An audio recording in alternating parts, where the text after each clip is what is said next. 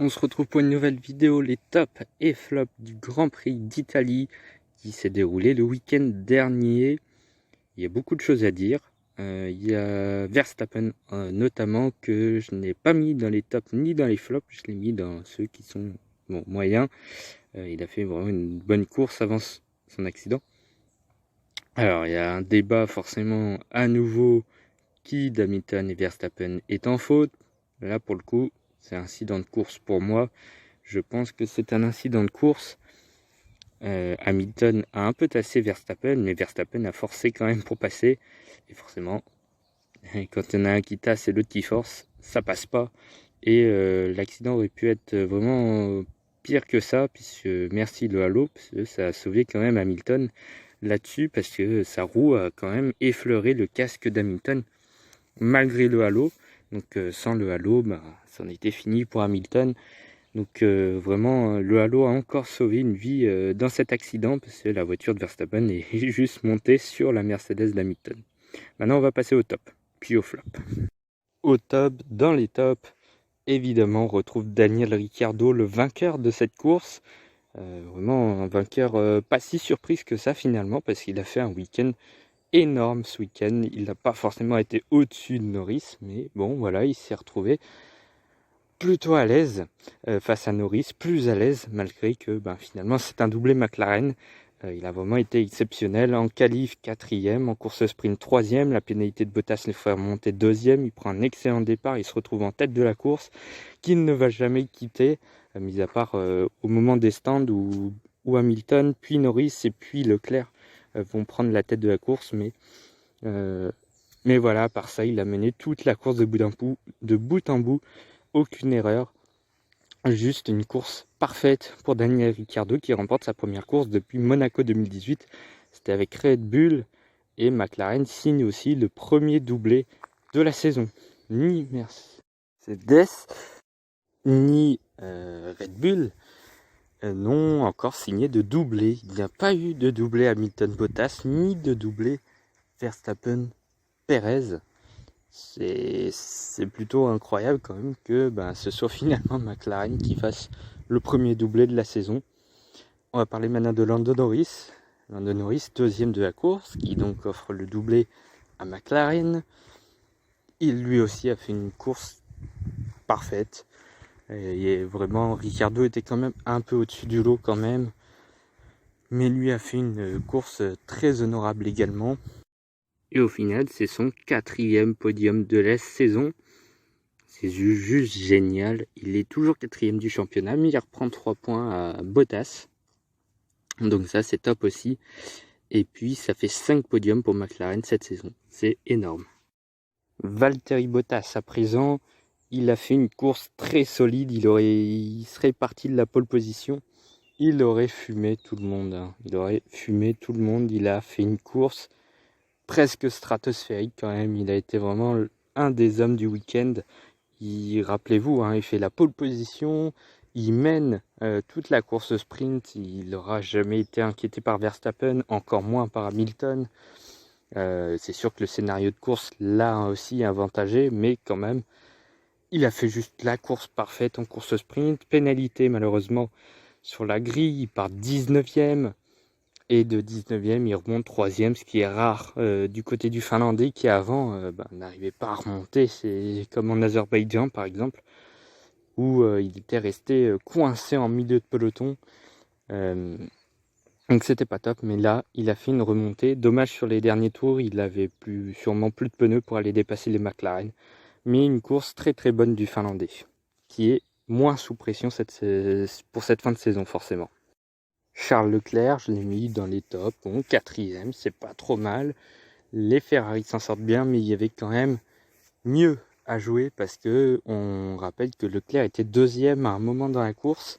Je crois que c'était au moment des safety cars, c'était juste après le crash Verstappen-Hamilton, il y a eu la safety car et je crois qu'il s'est retrouvé 2e après l'arrêt au stand. Donc voilà, il y avait mieux à jouer, mais Norris, Bottas, Perez, ils sont tous passés devant. Il a repris sa place sur Perez avec les pénalités.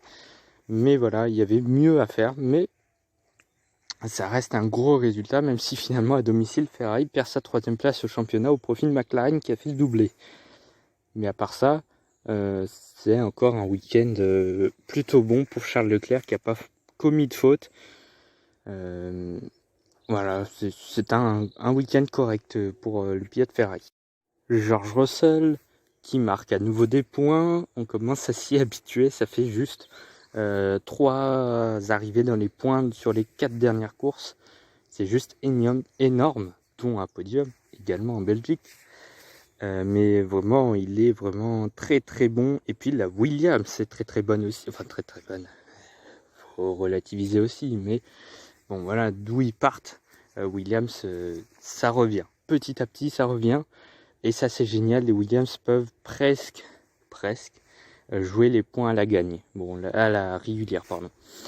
Là, bon, ils ont été un peu avantagés par les crashs de Hamilton et Verstappen notamment. Mais quand même, George Russell a tenu tous les tours dans les points. Il ne s'est pas fait dépasser. Il aurait pu se faire dépasser. Mais vraiment un très très bon week-end pour George Russell et puis également pour son équipier Nicolas Latifi qui finit 11e à la porte des points. Lui aussi aurait mérité un petit point dans ce Grand Prix. Vraiment Latifi, depuis le Grand Prix de Hongrie, il est vraiment très très bon. Il a pour la première fois depuis 2020 bien mené son équipier en qualification. Il l'a battu en course sprint puisque Latifi partait 16e je crois et Russell 17, un truc du genre. En tout cas Latifi a pour la première fois en je sais pas combien de courses, en 17 plus 14, en 31 courses, en 30 courses puisqu'il n'y a pas eu Sakir, mais en 30 courses, c'est la première fois qu'il bat Russell au qualif. En course il est battu, mais voilà, ça reste 11e, malheureusement il s'est fait dépasser par Ocon pour la 10e place, mais ça en reste un week-end très honorable pour Latifi. Et puis également pour Williams qui prend le large et Alfa Romeo va avoir beaucoup de mal à aller chercher la 8e place. La 8e place semble promise à Williams. Mais attention, ici la fin de saison, tout peut se passer. On l'a vu cette saison. On passe au flop avec Sergio Perez en tête de flop. Clairement, c'est un week-end encore compliqué pour Perez. Depuis pas mal de Grands Prix maintenant, c'est compliqué. Là, il a manqué un podium qu'il aurait pu aller chercher les doigts dans le nez. Enfin, les doigts dans le nez, c'est un peu fort, mais il aurait dû être sur le podium. Mais bon, c'est un peu une tête brûlée, Sergio Perez, là, en ce moment. Et du coup, il a passé une Ferrari ou une McLaren, je sais plus, non, c'était une Ferrari. En coupant le virage et il n'a pas laissé la place, enfin, il n'a pas redonné sa place. Donc forcément, pénalité, c'est logique. Et ça fait perdre des points à Red Bull. Et c'est assez bête. Ouais, c'est vraiment dommage, il perd un podium de pas grand chose. Mais une course plutôt mauvaise quand même pour Perez, même s'il finit 5e. Esteban Ocon, c'est encore compliqué, même sur un circuit de moteur. On sait que le moteur Renault cette saison, pas génial. En plus, bon, cette année, on n'a pas de comparaison vu que Renault est le seul à avoir un moteur Alpine et le seul constructeur à avoir un moteur Renault. C'est compliqué quand même pour Renault cette saison en tant que motoriste. Pour Alpine également sur ce circuit. Alonso finit 8e, il sauve un peu l'honneur entre guillemets, mais Ocon a fait vraiment une course pas terrible. Il est 10e de cette course avec 5 secondes de pénalité en tassant Vettel dans le virage. Bon, c'était pas malin. Mais bon, voilà, heureusement, il y a eu ce safety car qui lui a sauvé un peu, parce que 5 secondes, ça aurait pu être pire. Il aurait pu ne pas être dans les points. Il a dépassé Latifi à la fin, mais bon, c'était pas top. De la part du Français, un week-end à oublier, en tout cas pour les deux Français. On en vient au As, et notamment Nikita Mazepin. Il est reparti dans ses travers, Mazepin. Il s'était calmé calmé, entre guillemets. Mais en tout cas en piste il était plus raisonnable, plus sage on va dire. Mais là depuis avec le Grand Prix des Pays-Bas où il a tassé Schumacher dans la ligne droite des stands, là il a encore percuté Schumacher dans un virage.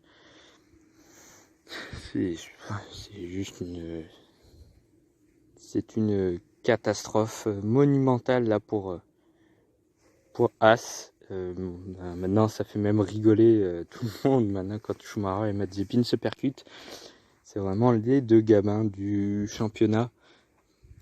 Puis je vais pas mettre Mazepin en tête de gondole, hein, même Schumacher aussi, hein, lui a sa part de responsabilité là-dedans. C'est vraiment deux gamins qui se battent chez As. Et en plus, ça va durer en 2022. Ça va donner. J'ai parlé du cas Verstappen tout à l'heure. On va passer au cas Hamilton, qui s'est reçu une roue, qui a failli recevoir une roue sur la tête. Malgré ça, c'est quand même un week-end à oublier pour Hamilton.